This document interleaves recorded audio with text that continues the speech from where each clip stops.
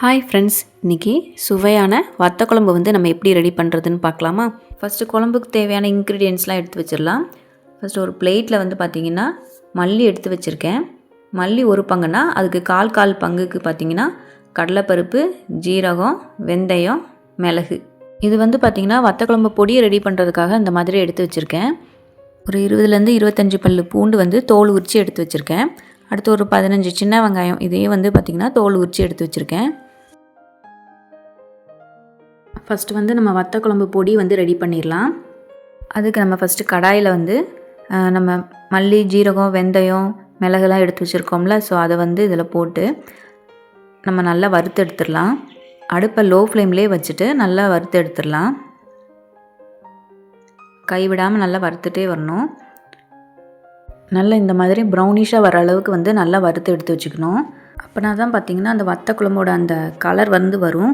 அப்படி இல்லைன்னு பார்த்திங்கன்னா அந்த புளிக்குழம்புக்குள்ளே அந்த கலர் ஷேட் வந்துடும். அதனால் நல்லா நம்ம மசாலா வறுக்கிறதுல தான் பார்த்திங்கன்னா நமக்கு அந்த வத்த குழம்போட அந்த டேஸ்ட்டே இருக்குது. நம்ம வறுத்து வச்சுருக்கிறத அப்படியே ஆற விட்டுடலாம். இப்போ ஒரு கடாயில் ஒரு டேபிள் ஸ்பூன் எண்ணெய் ஊற்றி நம்ம எடுத்து வச்சுருக்க சின்ன வெங்காயத்தை இதில் போட்டு நல்லா வதக்கி எடுத்துக்கலாம். சின்ன வெங்காயம் வந்து இந்த மாதிரி பொன்னிறமாக வர அளவுக்கு நல்லா வதக்கி எடுத்து வச்சுக்கலாம். இப்போ சின்ன வெங்காயம் நல்லா வதங்கிருச்சு. இப்போ இதையும் ஆற விட்டுட்டு இப்போ நம்ம வறுத்து வச்சுருக்கத மிக்ஸி ஜாரில் போட்டு இந்த மாதிரி பொடி பண்ணி எடுத்து வச்சுக்கலாம்.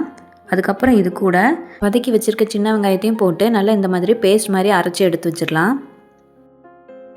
இப்போ கடாயில் வந்து பார்த்திங்கன்னா ஒரு குழிக்கரண்டி அளவுக்கு நல்லெண்ணெய் எடுத்திருக்கேன். இப்போ எண்ணெய் சூடானதும் இதில் வந்து கடுகு வந்து ஆட் பண்ணிடலாம். கடுகு நல்லா பொரிஞ்சதும் இப்போ இதில் வந்து நம்ம எடுத்து வச்சுருக்க பூண்டை வந்து இதில் சேர்த்துடலாம். இப்போ இது கூட வந்து பார்த்திங்கன்னா கருவேப்பிலையும் சேர்த்துடலாம்.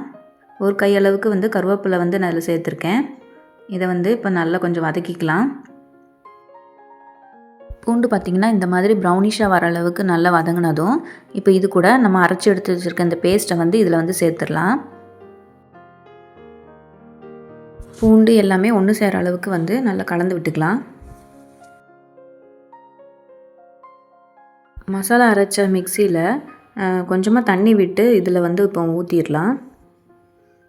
அது கொஞ்சமாக அங்கங்கே இருந்தாலுமே நம்ம அந்த தண்ணியில் வந்து வேஸ்ட் பண்ணாமல் தண்ணி விட்டு இதில் வந்து ஊற்றிடலாம்.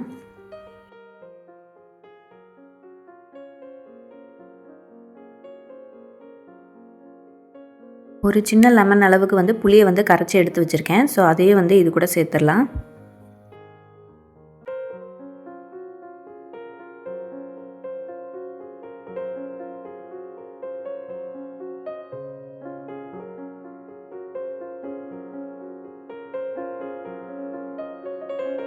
இப்போ இதில் வந்து ஒரு சின்ன டேபிள் ஸ்பூனுக்கு ஒரு டேபிள் ஸ்பூன் அளவுக்கு வந்து நான் மஞ்சள் தூள் சேர்த்துருக்கேன். அப்புறம் காரத்துக்கு தகுந்த மாதிரி மிளகாய் தூள் வந்து இதில் ஆட் பண்ணியிருக்கேன்.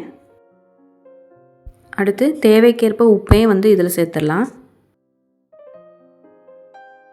நல்லா கலந்து விட்டுட்டு இப்போ ஒரு மூடியை வச்சு நம்ம மூடி வச்சுட்டு அடுப்பை லோ ஃப்ளேம்லேயே வச்சு ஒரு 10லேருந்து ஒரு 15 நிமிஷம் அப்படியே வந்து கொதிக்க விட்டுடலாம்.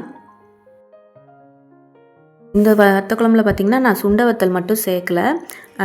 ஏன்னு பார்த்திங்கன்னா குழந்தைங்கள்லாம் இருக்காங்கன்னா வந்து அதெல்லாம் விரும்பி சாப்பிட மாட்டாங்க. சில பேருக்கு சுண்டை வத்தல் வந்து பிடிக்காது. ஸோ அதனால் வந்து நான் இதில் வந்து சேர்க்காமல் நான் அந்த வத்த குழம்பு வந்து செஞ்சுருக்கேன்.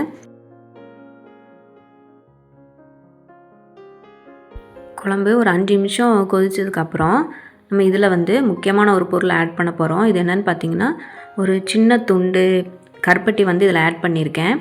ஆட் பண்ணி நல்லா கலந்து விட்டுட்டோம்னு வச்சுக்கோங்க. இதை வந்து வத்த குழம்போட டேஸ்ட் வந்து இன்னும் ரொம்ப சூப்பராக இருக்கும். இன்னும் ஒரு 5 நிமிஷத்துலேருந்து 10 நிமிஷம் வரைக்கும் நல்லா கொதிக்க விட்டு எடுத்துடலாம்.